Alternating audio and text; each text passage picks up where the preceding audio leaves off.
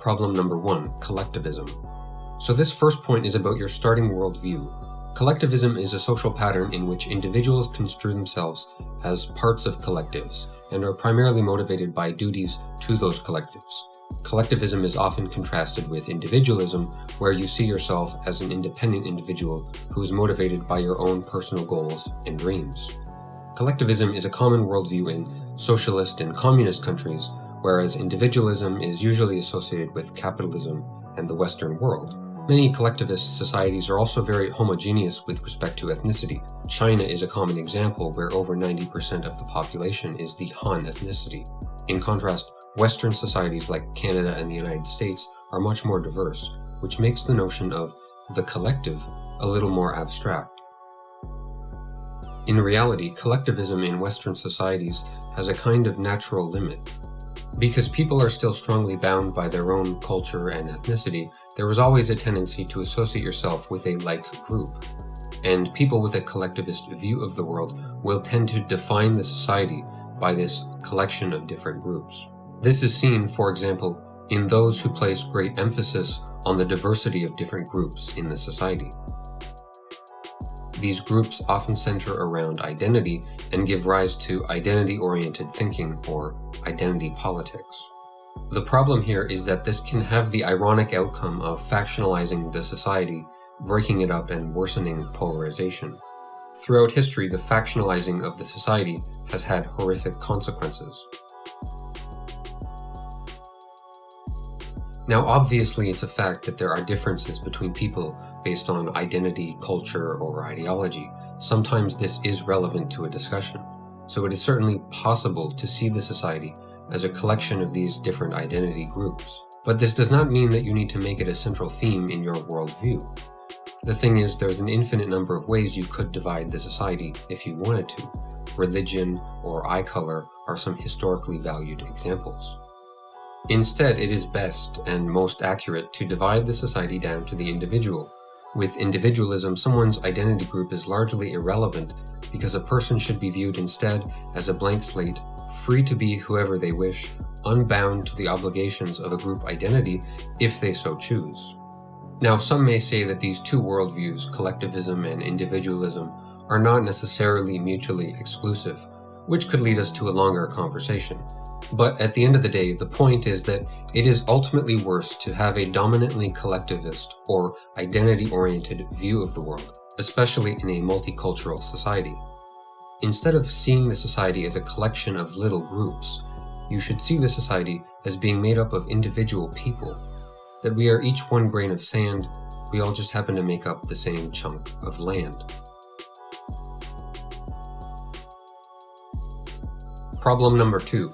The oppressor versus oppressed narrative. Alright, this next problem is a logical extension of the first. It is what can happen if you have an identity-oriented view of the world in high-conflict situations like an economic depression or recession. The version you often see presented in the culture is something like the idea that it is an accurate description of the society to categorize people based on being a member of either the oppressor class or the oppressed class. The oppressor class is powerful and wealthy, and the oppressed lives under the subjugation of the oppressor.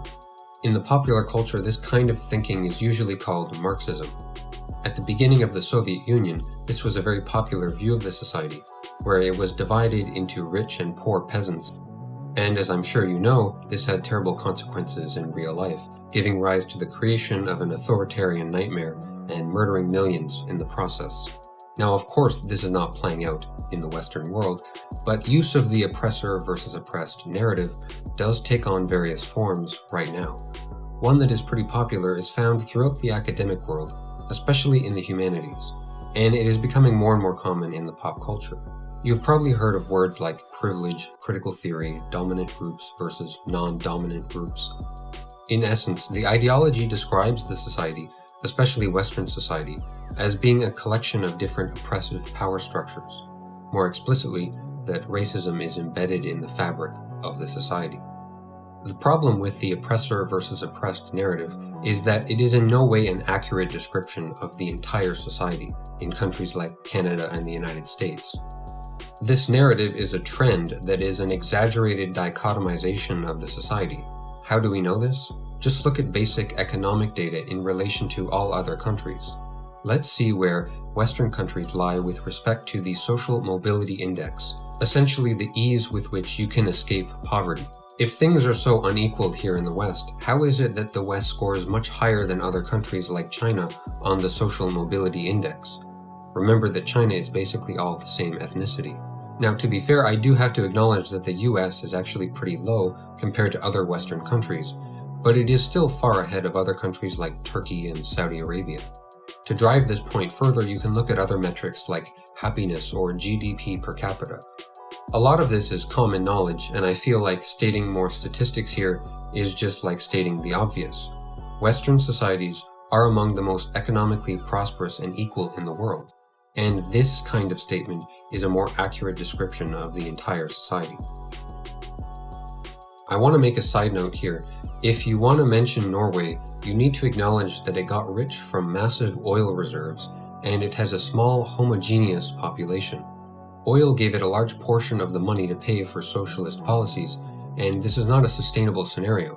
Of course, if you win the lottery, it becomes easy to follow your fantasies. And if you are not careful with your spending, the come down will hurt bad. This exact situation played out in Venezuela when the price of oil fell and the PDVSA cash cow dried up. Of course, the society is not perfect and there are things that can be improved, but when you label a whole group dominant, you are making a flawed generalization. And again, remember that this generalization stems from an identity-oriented view of the world. To show again why this kind of generalization makes no sense, let's make a simple analogy. Just because you can divide some of the society into groups of meat eaters and vegetarians does not mean that these labels are a meaningful way to characterize the entire society. It's just a silly, mostly meaningless distinction. Not to mention that it is an obvious false dichotomy. What about omnivores? Likewise, the oppressor versus oppressed narrative is not an accurate description of the entire society. Problem number 3, idealism or fantasy thinking. Idealism has had many definitions throughout history. For this video, I will use the word in a common language sense, like this definition from Merriam-Webster: the practice of forming ideals or living under their influence. You could argue this kind of thinking goes way back to at least ancient Greece, where Plato is known to philosophize about the world of forms, where the perfect ideal of things exist outside the physical world. In contrast, Aristotle is much more focused on the real material world, and as a result, he made lasting and meaningful contributions to physics and biology. Again, it's important to make progress, and I'm not suggesting we just remain happy with the status quo, but it is all too common to take the other extreme and expect the ideal. Idealism is a major problem because the standard on which you base your argument is perfection, which is often not possible. And this means that you could, in theory, always complain about something. Let's look at the United Nations Sustainable Development Goals, where they cite their number one goal: to end poverty in all its forms everywhere. And this is supposed to be achieved by 2030. Why do people set these kinds of standards? Of course, we should try to reduce poverty, but when you frame the objective as perfection or near perfection, it becomes very easy to label genuine criticism as being regressive or against progress. The point is that the framing of this goal is unreasonable, and even they recognize this. When you look at the fine print, their target is actually to eliminate poverty as defined as $1.25 a day. So much for ending poverty in all its forms everywhere. Okay, you could argue that it might be a little bit of a low blow to criticize the UN on this issue. However, it is not uncommon to see large organizations set these kinds of unrealistic goals, and it does at times raise ethical questions. In the realm of politics, fantasy goal setting is a common theme in political platforms and proposed social spending bills, and it is seen in the absolutist language of certain COVID restrictions and vaccination policies. Another problem with idealism is that it can lead to a sense of exaggerated disillusionment towards your society, despite your society being one of the best possible versions of itself. What do I mean by this? Well, idealist-driven perpetual complaining eventually crystallizes into narratives about the impending collapse of the Western world. Here are some examples. For years, Chris Hedges, a Pulitzer Prize-winning author and journalist, has talked about the impending fall or collapse of the American empire. The American empire is coming to an end. Or Noam Chomsky, the MIT professor who is revered by many on the left, has a rich history of making similar claims. Here is an interview where he starts out reasonably enough, but he then escalates to claim that the Republican Party is, quote, the most dangerous organization in the history of humanity, because they don't take climate change seriously enough. To him, this makes them worse than ISIS or North Korea. Is it reasonable to let disappointment in policy turn into outright despair? Especially if we contrast the society today with the chaos that has plagued most of history. We should not let the imperfections that still persist cause us to forget the scale of progress that has been made. Unfortunately, it can be difficult for idealists to see things this way. In contrast, pragmatism, a practical approach to problem solving, is concerned with real solutions that are often not perfect. The problems in the society and their proposed solutions should be assessed in proportion to their relevance in the society.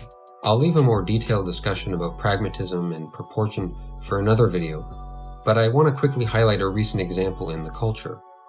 During Canada Day of 2021, when people are supposed to celebrate the founding of the country, many activists demanded that Canada Day should be cancelled. Some cities actually bowed their head and did exactly that. In addition, some said that the statue of Canada's first Prime Minister should be removed because of his controversial position on residential schools. Certain activists even took matters into their own hands and actually tore down statues of the Queen in Manitoba, for example. So in this case, when I speak of proportion, I'm asking this. Is it a proportional policy to remove statues and cancel national celebrations because the people who founded the country did not conform to certain modern ethical standards? No, this is an impossible standard and just highlights the problems with fanciful idealism. Problems may persist in the society, but this should not be used as evidence of an impending or necessary collapse of the established hegemony. When they speak of fall of the hegemony or fall of the system, what exactly are they talking about? Because I'm pretty sure they don't mean values that are central to the Western world, like separation of powers, due process, freedom of speech, universal right to vote. Don't claim the whole building should come down because there's a stain on the carpet, or even because the roof needs to be replaced. Problem number 4, equality of outcome. Equality of outcome is a natural consequence of idealistic thinking. Equality of outcome is often sneaky. It's not always obvious when it manifests.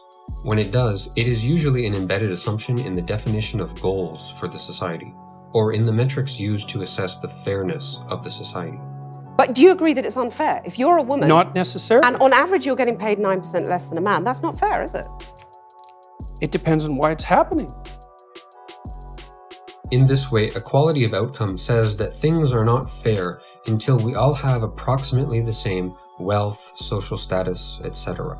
This is often contrasted with equality of opportunity, which means that the society is fair as long as we are all given the same chances.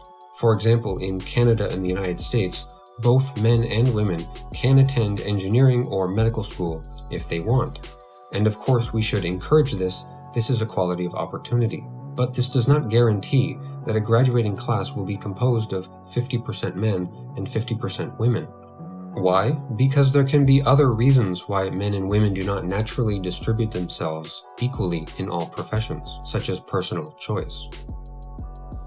As an example, let's look at garbage collectors.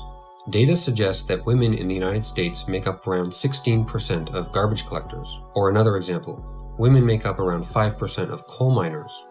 Does anyone on the left seriously believe that if all societal barriers were removed, men and women would naturally distribute themselves 50-50 in the garbage collecting and coal mining professions? What? I love garbage. The point here is that you can't blame systemic discrimination for all inequalities that persist. Unfortunately, equality of outcome is still the subconscious objective of many on the left, and it is sometimes explicitly stated. It's in many policies, like when Justin Trudeau decided to make his cabinet 50% men and 50% women because it's 2015. The Coalition for a Better Future, which consists of dozens of trade associations in Canada, has defined one of their goals as, quote, income parity across genders, races, and people with disabilities. Or remember this video about Kamala Harris's idealistic vision of equality? So that everyone can be on equal footing and then compete on equal footing. Equitable treatment means we all end up at the same place. In this video, she very unequivocally states that equitable treatment is achieved when we all end up at the same place. Sure, it appeals to the emotion and can elicit a momentary rush of euphoric optimism about our future, but this kind of goal assumes that the society is largely responsible for unequal outcomes, and as such, that the society should be changed to correct these inequalities. The more reasonable alternative is to give everyone equal opportunity and let them distribute themselves as they wish. Problem number 5. They focus on the emotional and social response elicited by ideas. This last point is the most important one, because it explains the fundamental reason why it is often so difficult to have meaningful conversations with the left. First, let me give some background. Any idea presented in the public forum has two components worth considering. The first is the raw idea, the verbal or written statement, and the second is the emotional or social response elicited by the idea. This second part is the source of many problems. The emotional response refers to the response of an individual person, like anger or happiness. The social response refers to the response of a large group of people. The two most common ends of the spectrum are stigmatization, which may manifest as cancel culture, or conformity, which may manifest as a kind of groupthink. Let's give a clear example that you may have seen in the culture. Going back to the previous claim that there are differences between men and women, and these differences may be responsible for their preferences to different jobs. On the one hand, this is an empirical claim that can be answered with the help of biology or psychology. There are many studies on this kind of thing. On the other hand, the idea may provoke an emotional or social reaction. At the emotional level, someone may cry out that such a suggestion is inherently sexist. At the larger social level, there may be calls to cancel the person who presented these views. I'm sure you can think of some examples, such as the well-known James Damore controversy at Google. Regardless, the emotional and social reactions have nothing to do with the truthfulness of the original idea. A broader example of how this plays out in the culture is through political correctness. Today, before you can discuss issues like the gender pay gap or policing policies, you must navigate the social and emotional pressures that seek to stigmatize views that fall outside a particular narrative. So how did this emotion-oriented view of the world come to be so popular in the culture? It has to do with your worldview on knowledge. Here is a simple but not inaccurate distinction between how different people see truth. A realist about a subject matter thinks that there are truths about that subject matter and that those truths are independent of what anyone thinks. In contrast, a relativist about a subject matter thinks that there are truths, but that these truths depend on what someone believes. It's easy to say, well, isn't there a balance between these two ideas? And I'm not saying that a realist perspective is always the only possible answer, but a middle ground does not exist when we are discussing facts about the nature of reality. There is no middle ground about the idea that the Earth is round. Many people understand this, people in STEM professions, people who work in science, technology, engineering, or medicine. They have a tendency towards realism. This makes sense. When you build a bridge, for example, the way you feel about the bridge does not matter at all.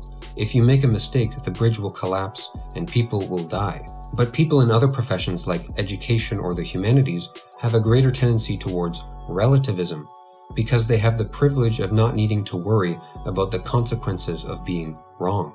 The problem is people in these professions have influence in politics and the general culture, so we have to live with them.